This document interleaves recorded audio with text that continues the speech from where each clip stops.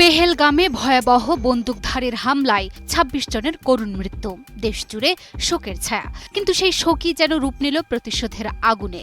মধ্যরাতের আধারে শুরু হলো ভারতীয় সেনার জবাবি হামলা অপারেশন সিঁদুর। পাকিস্তানের মসজিদ সহ কয়েকটি জায়গা একের পর এক ধ্বংসস্তূপে পরিণত। এই ঘটনার পর থেকে উত্তপ্ত উপমহাদেশের রাজনীতি, আর সেই উত্তাপ ছড়িয়ে পড়েছে দুদেশের বিনোদন অঙ্গনেও।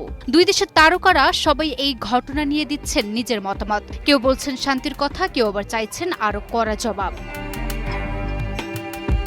বলিউড তারকারা কি বলছেন, পাকিস্তানের তারকারাই বা এই হামলাকে কিভাবে দেখছেন, চলুন জেনে আসি।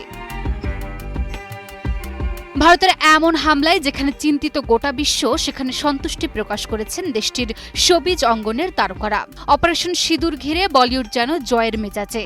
দেশপ্রেমে